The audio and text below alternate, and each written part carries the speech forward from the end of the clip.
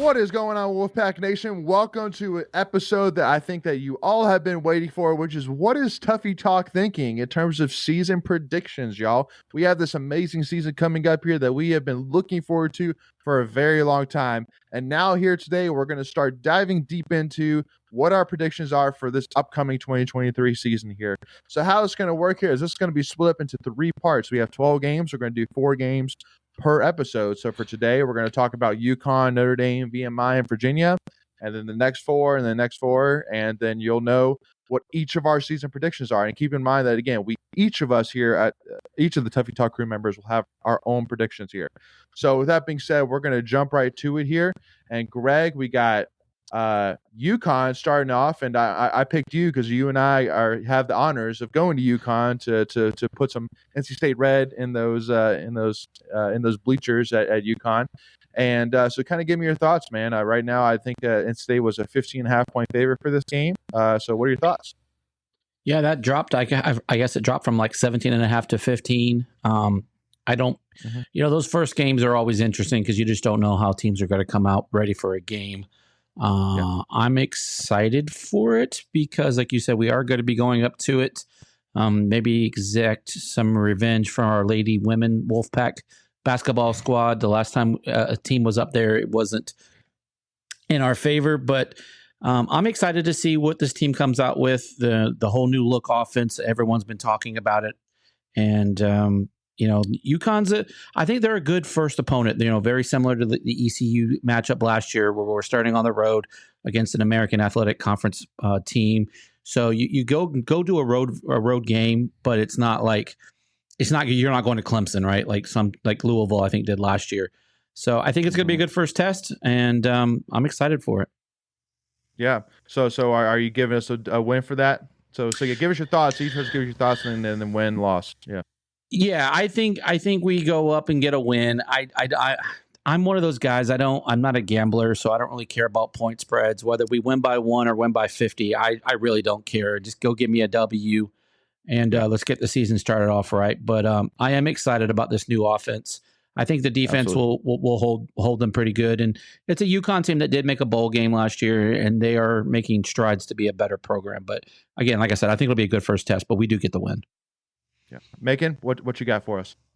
Yeah, I think State gets this win here. I'm trying to, I'm looking at who. Their coach last team. I can't remember the quarterback's last name and the coach's name from UConn, but they were pretty. They were a bowl team last year, if I'm not mistaken. And so this is a team that I think is going to have some guys return, like a lot returning, I believe, and going to be a good matchup for State. I think it's a good test. I know last year we I tried to figure out who's my litmus test. I don't know if this is it, but I think this is a game that can really set the tone for State going on. I don't see this being, I don't know if it's maybe less difficult, but probably less difficult than the ECU game, or maybe about the same. I don't know, but it's going up there on a road game to a mid-major school that's decent right now, and I think this could be a similar test to last year, and last year was really shaky, right? Although it was blazing hot and all that, but it was really shaky, and we only won that game on a field goal. Does that happen this year? I don't think so, but it is a Thursday night game, whatever that means for UConn, and it'll be interesting. I think State gets the win, but I think it'll be a good test for the guys early on. They can set the tone for how they're going to be this season. And I will say this too, with the matchup coming after that, which we'll get into, I think they need to. I don't want them to open up the playbook any more than they have to, right? So if they're opening the playbook, something's going wrong. So, 100%. Michael. Yeah. So this we played UConn last year. It was at home, but we were 40-point favorites at home. So this is definitely a different UConn team than we played last year. They return a lot on defense. I think it will be. I think it's like the perfect game. Kind of. You're not playing an FCS team. You're playing a solid G5 team that should be a win. I'm going to give us a win. If we lose, then I don't even know what to think after this. But I think it will be a good test, especially for the offense. But still, I think our defense versus their offense is just going to be kind of suffocating. But I wouldn't be surprised to see them have a decent defense to go up against. And yeah, like Macon said, I mean, hopefully you don't have to bring out anything crazy on offense. You can just go out there and execute. But yeah, I'm going to give us a win. Yeah, and I know, Macon, you were talking a little bit earlier about kind of the two quarterbacks, and so Taquan Roberson is the transfer from Penn State, who actually started for UConn last year, but then suffered a season-ending injury in the first game, and then Zion Turner, who was the backup quarterback, became the starter for the rest of the season. So that definitely had a lot to do with it. Now with Taquan Roberson, he was a 3-star recruit heading into Penn State. And he was kind of on the bench from 2019 to 2021, and then transferred to UConn. So I think for UConn, who is a guy that is a team that returns 4 offensive linemen. Their running back. They also too are heavily they lean a lot on their linebacking core, who I think Jackson Mitchell is their big linebacker that's got a couple of preseason honors in their conference. And so, I mean, it's a solid team for sure that I think, doesn't necessarily pose a threat in terms of, man, you got to watch out for this guy. Like there's nobody like that stands out to me in terms of watch out for this guy, but we can't overlook anybody though either. Just do your job. Do what you're supposed to do, and then you come out of there winning that game, comfortably by two or three possessions. But don't expect a blowout, especially with it being at UConn. I know they're very excited for this game, very very trying to really build this program up. So definitely can't overlook UConn whatsoever. I'll add this too. A little tip. So it was Jim Mora who's the coach there, and I think last year was his first year. So they're getting a second year head coach and going up against them. And one thing's kind of interesting, you mentioned their conference. UConn's one of only like 4 schools in the country that's independent. So State's going to have their first 2 games of the season against independent schools. Interesting. Oh, I thought they were part of the American Athletic. They're not then? I thought they were for some reason. I don't think they are. Okay. Yeah. All right. Well, so let's move on here to in basketball. They're biggest for basketball. Yeah, I knew that. Yeah. Okay. So that makes sense then. My mistake then. Before we continue, I want to take a quick second to tell you about our sponsor, Flatlands Jessup Insurance Group, that has your whole world covered, with agents in 5 offices throughout eastern North Carolina to help you decide how much coverage you need, offering policies for home and auto, recreational vehicles, commercial, crop, health, life, and employee benefits. They are able to combine options to find a comprehensive solution that works for you. Flatlands Jessup protects the things you love so you can spend less time worrying and more time enjoying them. Find them on Facebook and Instagram at Flatlands Jessup. You can also visit their webpage at www.flatlandsjessup.com. So please make sure to go and check them out. So now let's move on to the big one, Notre Dame. Coming to Carter Finley, it's going to be a crazy environment. Again, the first time seeing the new scoreboard, the new sound system for Wolfpack fans. Noon game on NBC. So I mean, it's going to be a ABC. So it's going to be awesome environment. Looking forward to it. Sam Hartman coming back. Macon, give us your thoughts here. Oh man, so I think Notre Dame's going to be a pretty good team this year. I think what's interesting is Notre Dame's going to have a new OC. State's going to have a new OC. Notre Dame's going to have a new quarterback. State's going to have a new quarterback.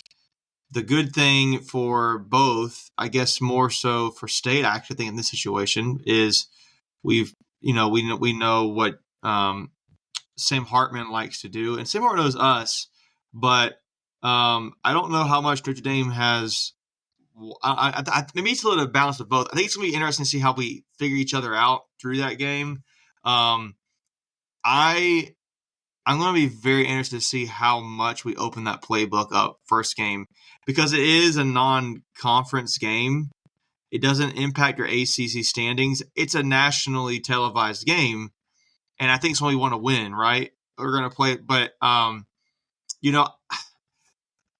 don't know if we win this game or not, to be honest with you. I think we can. Well, what's your prediction again? We got to give predictions. My prediction is we lose this game. Okay.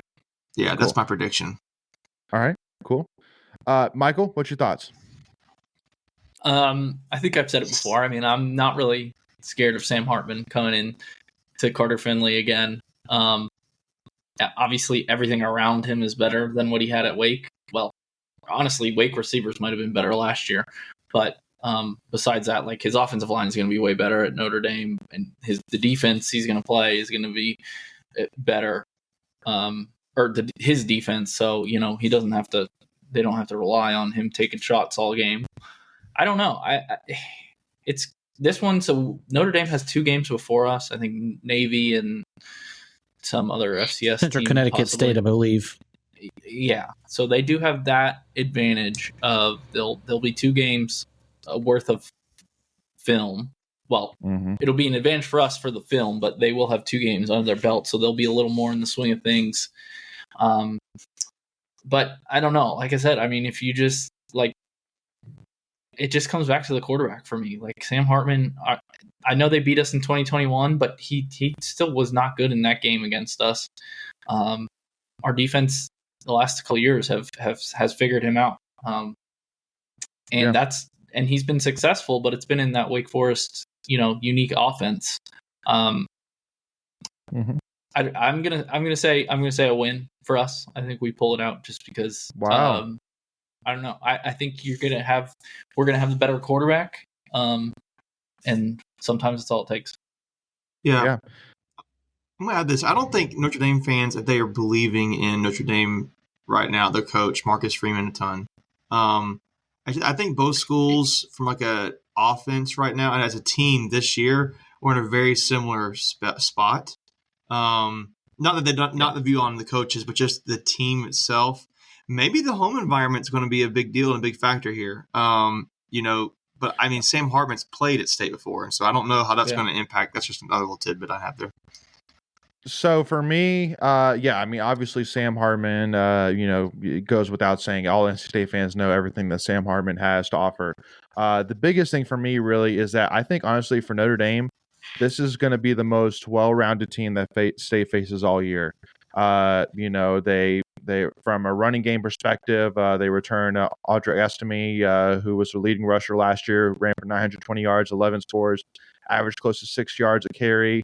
And also, they're also returning probably the best offensive tackle combination in the country, and Joe Alt and Blake Fisher, who both are going to be NFL draft picks. So I think for me, the defensive line's got to put pressure on Sam Hartman. They got to get into the pocket. They got to find a way. And then on the defense side, I mean, they have an amazing linebacking core. A lot of solid defensive linemen. And then they have well above average secondary. So I mean, it's an all around team. There's no holes on this team really from everything I've seen. And then I think there's enough weaponry there on the wide receiver side that Sam Hartman, as talented as he is, and as much of a chip on his shoulder as he is to try and get to the next level, I think he's going to find a way to do it. So for me, I think that if State can go into this game and make it, a respectable loss all the way through to the end of the game, then you got to be happy with that if you're NC State. So I'm predicting that we lose, but I would say by between 7 to 10 points, if I had to guess. So a little bit more than one score is my prediction. Greg? Yeah, I'm excited for this game. This is the first time that Notre Dame's coming back to Carter Finley since the Hurricane game, Hurricane Matthew, which, this is only the second time ever that Notre Dame has come to Carter Finley. So, there will be a pretty raucous crowd. Notre Dame will bring a lot of fans, obviously, since they're a national brand. So I'm kind of curious to see how that plays out for crowd noise based on the Sam Hartman situation. I'm kind of torn on this game because this is a Notre Dame team. Again, every year the team is different, but this is a team that lost to Marshall last year at home. Had a lot of early season struggles. Can they not repeat that this year? I don't know. Time will tell. Their first 2 opponents are kind of inferior opponents, so we will be their first, I feel like, real true test. Maybe that plays into it. And, Sam Hartman is turnover prone. He had 8 last year against Louisville. So like you were saying, if we get up some pressure on him, maybe force him into some errant throws, we've got a great secondary. That could be the key. I do like our chances at home. I'm like 50-50 on this, but I'm going to roll the dice and say we get a win. And we go 2-0 and we keep this train rolling. All right, Michael Greg, just keep in mind that if y'all predict 11-1 at the end of this, we're going to start calling you Mackenzie Blackwater, okay? Like, I mean, someone's got to carry the torch for her since she's not on tonight. So Right. if it has to be for me, the I'll record, do it. Mackenzie would have predicted 12-0 anyway, so we're just going to go with it. Yeah. All right, so let's move on to VMI, which for this one, I mean, we've talked like a minute each about it. Let's talk like 30 seconds about it. So, Michael. Here's my roll. Go ahead, Michael. Sorry. Yeah, I mean, this should be the easiest win probably in all of college football. I mean, it's VMI, they're FCS.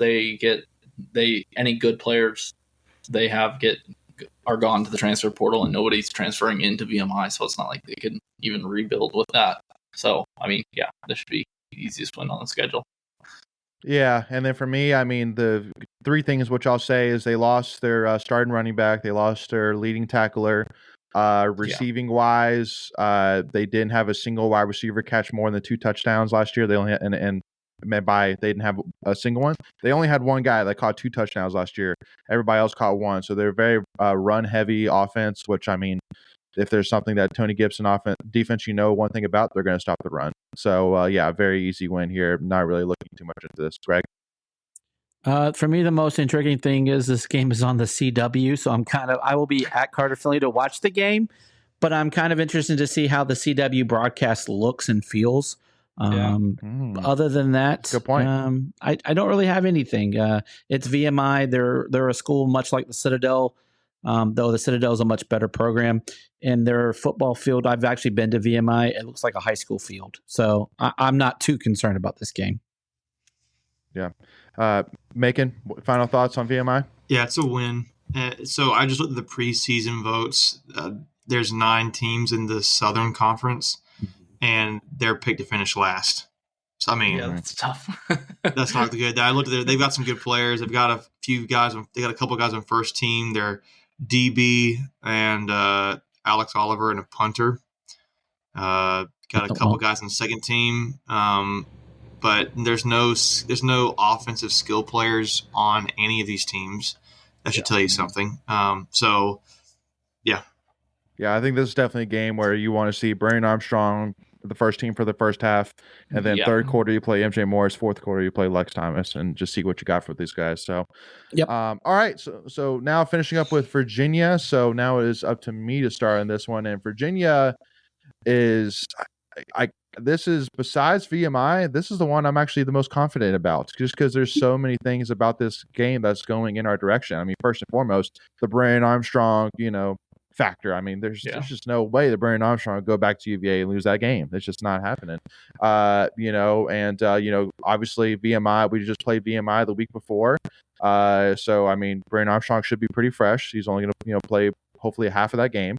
And then before that, they literally play at Tennessee to start the season, play James Madison home, at Maryland, and then us. And I'm telling you right now, I don't know what the spread is for JMU and Virginia, but if JMU is not favored, I'm smashing JMU. They're going to be coming for blood in that matchup. I'm going to say right now. Mm-hmm. Yeah, well, because I mean it's an in-state rivalry. I mean, even though it's not technically a rivalry, I mean they're in-state. So, and I'm saying JMU wins that game. And I think agree. If you go 0-3 each state, that's gonna be. Greg. Yeah, I'm excited. Again, you mentioned the Brendan Armstrong return, but this will be Coach 2J's return to UVA. I was trying to also look up to see if I was going to say if Syracuse, Virginia played at Syracuse last year, so yes, it will be a return for Anai as well. Friday night game, the first of back-to-back Friday night games that we'll have, so that's something that new.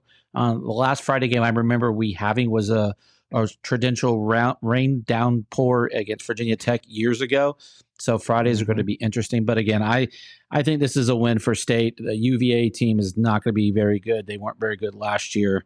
So a win for us, and I have us going 3-0 to start the season. So we'll see what happens. Mm-hmm. Wait, who goes 3-0? Wait, us. 4-0. 4-0. Excuse me. Sorry. My apologies. 4-0. Gotcha. Macon, go ahead.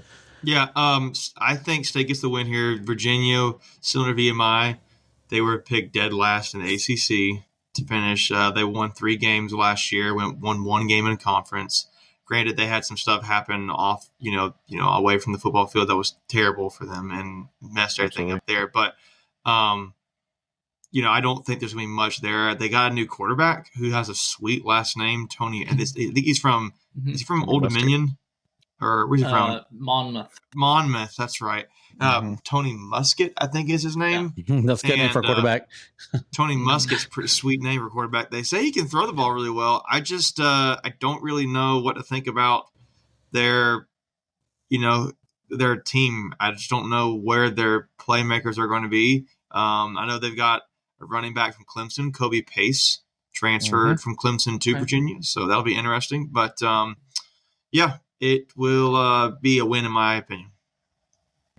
And just to kind of add in, Michael, I mean, for Tony Muskett, I mean, he's a guy that transferred threw for 5,700 yards in his 3 seasons starting for Monmouth, 51 touchdowns, 16 interceptions.